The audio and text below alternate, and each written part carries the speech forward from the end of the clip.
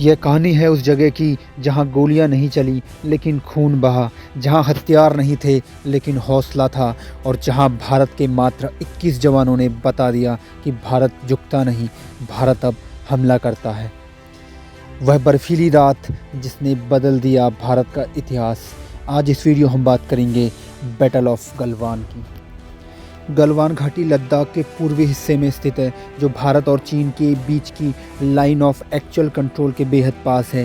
यह इलाका रणनीतिक रूप से बेहद अहम है क्योंकि यहीं से दौलत बेग ओल्डी और कोराकोरम पास की ओर रास्ते जाते हैं।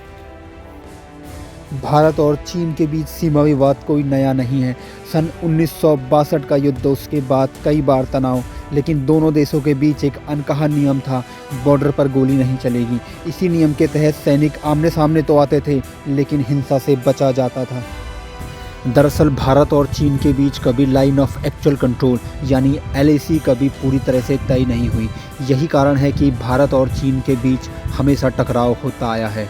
साल 2020 की शुरुआत में जब पूरी दुनिया कोरोना महामारी से जूझ रही थी, उसी दौरान चीन ने पूर्वी लद्दाख में अपनी सैनिक गतिविधियां तेज कर दी।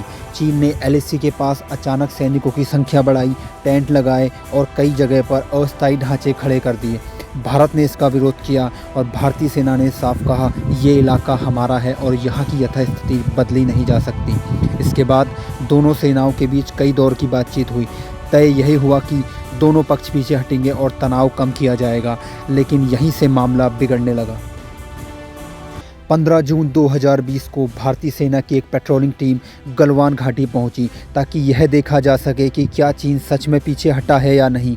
पर वहां जो सामने आया वह समझौते के बिल्कुल उलट था। चीन न सिर्फ पीछे हटा था बल्कि उसने नई चौकियां भी बना ली थी। इसी बात को लेकर बहस शुरू हुई और यही बहस कुछ देर में हिंसा में बदल गई। यहीं से गलवान घाटी का वह संघर्ष शुरू हुआ जिसने भारत चीन के रिश्तों को एक नई मोड़ पर लाकर खड़ा कर दिया। रात का सन्नाटा, ऊंचाई लगभग 16,000 फीट, ठंडी हवा और अंधेरे के बीच भारतीय सेना की 16 बिहार रेजिमेंट का एक छोटा सा दल पेट्रोलिंग पर निकला। इस दल का नेतृत्व कर रहे थे कर्नल P संतोष बाबू, एक शांत, अनुशासित और निडर अधिकारी, और इनके साथ थे बिहार रेजिमेंट के 20 बहादुर जवान। उस रात का मिशन साफ था, चीनी सेना द्वारा बनाए गए अवैध ढांचे को हटवाना और पहले से तय हुए सैन्य समझौते को लागू करना। कर्नल P संतोष बाबू अपने सैनिकों के साथ आगे बढ़ते हैं, लेकिन उन्हें अंदाज़ा नहीं था कि सामने चीनी सेना के करीब 70 से 80 जवान पहाड़ी के पीछे अंधेरे में डंडे, लोहे की रॉड्स और कीलों से जड़े हथियारों के साथ उनका घात लगाकर इंतजार कर रहे थे। जैसे ही भारतीय टीम बातचीत के लिए आगे बढ़ी तो चीनी कमांडरों ने बहस और धक्का मुक्की शुरू कर दी। कर्नल संतोष बाबू उनके इस लहजे से उनकी मंशा तो भाप गए थे, लेकिन उन्होंने धैर्य का परिचय देते हुए कहा कि यह इलाका भारत का है, जो आपने किया है वह समझौते का उल्लंघन है, आपको तुरंत पीछे हटना होगा।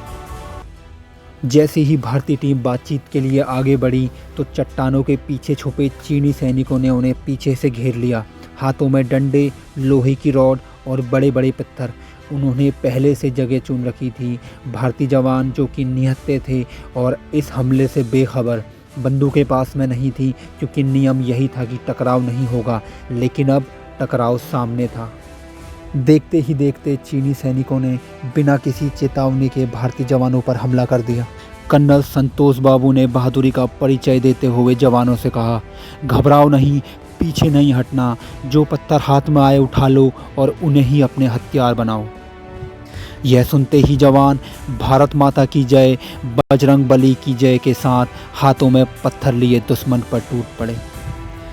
अंधेरा गहरा था, जमीन फिसलन भरी और भारतीय जवान संख्या में कम, लेकिन जो खड़े थे वह रुके नहीं। घायल शरीर, सीना तना हुआ और अंधेरे में गूंजती आवाज़, भारत माता की जय, वो आवाज़ हवा में नहीं बल्कि इतिहास में गूंज गई। अंधेरी रात में यह लड़ाई घंटों तक चली। कोई गोली नहीं, बस चीखे, सांसें और टकराते शरीर। भारतीय जवान पत्थरों से वार करते रहे। चीनी सेना संख्या में ज़्यादा थे और ऊंचाई पर। गलवान घाटी में उस रात कर्नल P संतोष बाबू के साथ 20 जवान वीर गति को प्राप्त हुए। कुछ पत्थरों से, कुछ ठंड से और कुछ चट्टानों से गिरकर, लेकिन पीछे कोई नहीं हटा। गलवान की ज़मीन गवाही देती है, भारतीय सैनिक मारे जा सकते हैं लेकिन झुकाए नहीं जा सकते। वो बंदूक से नहीं मरे, वो दुश्मन की नज़रों में आग डाल कर लड़े और अमर हो गए। चीनी सेना ने अपने मरने वाले सैनिकों की संख्या का खुलासा आज तक नहीं करा, लेकिन एक मीडिया रिपोर्ट के अनुसार चीन में कई सैन्य परिवारों ने उनके मरने वाले सैनिकों को सैन्य सम्मान न मिलने पर सरकार से सवाल उठाए हैं। और उस रात जो पीएलए के जवान जिंदा बच गए, उन्होंने यह भी बताया है कि उन्हें कई रात सपनों में बजरंग बली के नारे सुनाई दिए। गलवान की वह रात जहां भारत ने अपने 20 जाबाज सपूत खो दिए।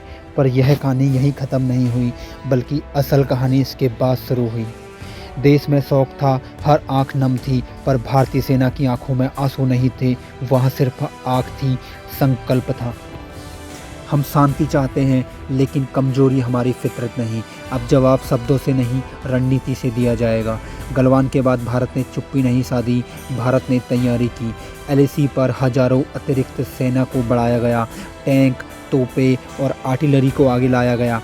T-90 और T-72 टैंकों की भी तैनाती की गई। बफोर्स और अल्ट्रा लाइट हथियारों, सुखोई और राफेल को आसमान पर तैनात किया गया। ये 1962 का भारत नहीं, ये नया भारत है।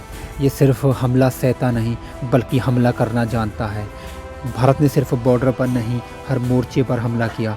200 प्लस चीनी ऐपों को बैन किया। 5G और टेंडर से बाहर, निवेश पर सख्ती, आत्मनिर्भर भारत का ऐलान।